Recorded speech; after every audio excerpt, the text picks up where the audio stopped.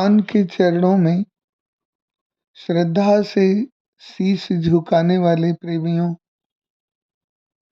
यद्यपि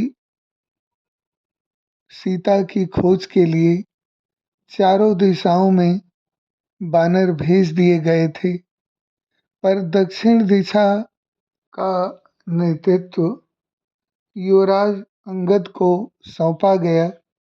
इसी दल में हनुमान जी, जामवंत जी और नल नील शामिल थे।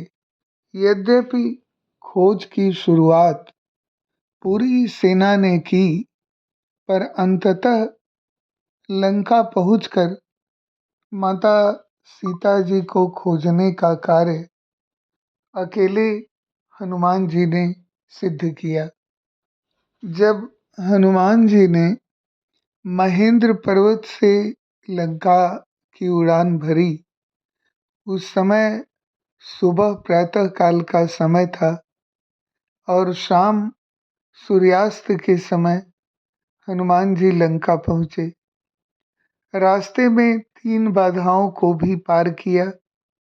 समुद्र ने सोचा कि हनुमान जी थक गए होंगे, इसलिए समुद्र के भीतर छिपे मैनाक पर्वत को ऊपर आने को कहा। जब मैनाक पर्वत बाहर आया तो हनुमान जी ने बाधा समझकर मैनाक पर्वत को धक्का दिया। फिर मैनाक पर्वत मानव रूप धारण कर कहा, मैं बाधा नहीं हूँ, आप मुझ पर विश्राम कर लें और फल खा लें। हनुमान जी ने सत्कार स्वीकार किया, लेकिन कहा कि राम काज किन्हें बिनु मोहि कहाँ विश्राम। पर्वत को हाथ से छूकर प्रणाम किया और आगे बढ़ गए। फिर सर्पों की माता सुरसा ने रास्ता रोक कर कहा, देवताओं ने मुझे तुम्हारा आहार बनाया है, और अपना मुख बड़ा करने लगी। अंततः जब सुरसा ने 100 योजन का मुख किया तो हनुमान जी अचानक छोटे होकर मुख से प्रवेश कर तुरंत कान से बाहर निकल आए। हनुमान जी ने कहा, मैं तुम्हारे मुख से होकर आ गया हूँ, अब तुम्हारी प्रतिज्ञा पूरी हुई। अंततः सुरसा प्रसन्न हो गई और उन्हें आशीर्वाद देकर अपना वास्तविक रूप धारण कर वापस लौट गई। तीसरी बाधा सिंहिका थी, जो आकाश में उड़ने वाले प्राणियों की छाया पकड़ लेती थी। हनुमान जी की परछाई को पकड़कर उसने अपनी ओर खींचा।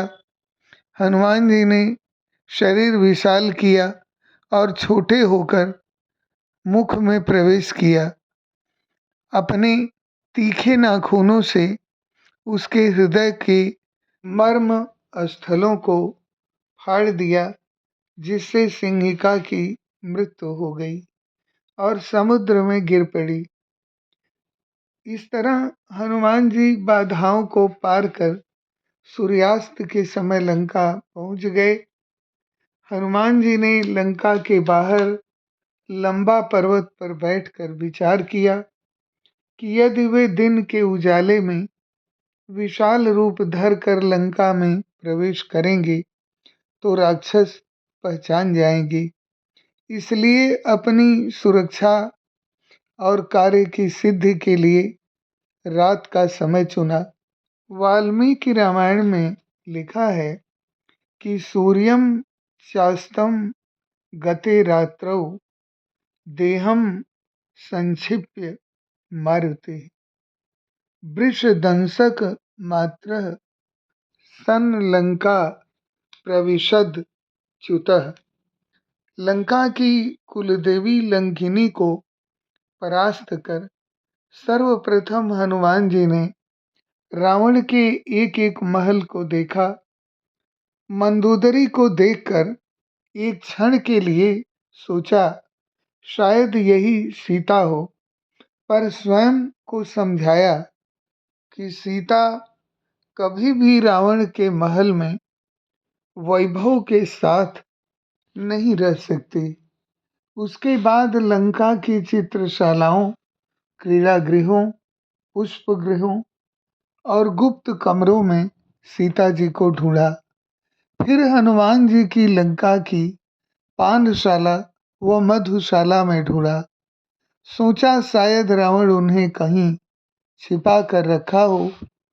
उसके बाद पुष्पक विमान के भीतर भी चप्पा चप्पा छान मारा, लेकिन वहां भी सीता नहीं मिली।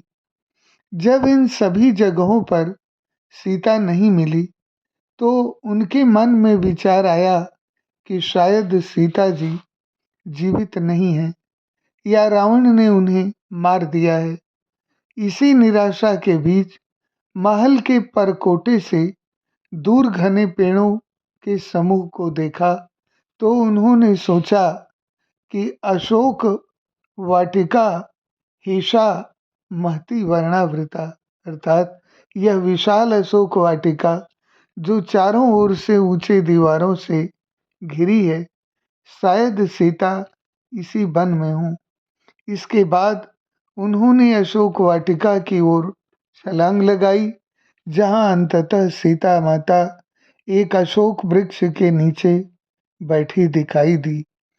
उसी घने वृक्ष की शाखाओं और पत्तों के बीच में छिपकर जब हनुमान जी ने उपवास के कारण दुर्बल और शोक में डूबी हुई सीता को देखा तो मन में सोचा, ताम समीक्ष्य विशालाक्षी राजपुत्री मनिंदिताम तर्कयामास सीतेति कारणै रूपपादिभिः यस्या कृते जनस्थाने विहितां राक्षसां बलं खरस्य निहितः संख्या दूषणस्त्रिशिरास्तथा।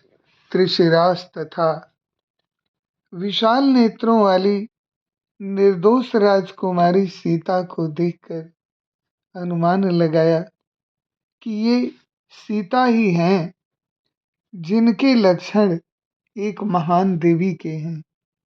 इसी जनक की पुत्री के लिए राम ने दंडकारण्य में राक्षसों की सेना का संहार किया और खर दूषण तथा त्रिशिरा जैसे बलवान राक्षसों का वध कर दिया। ईश्वर कल्याण करे, आपका दिन भी शुभ हो।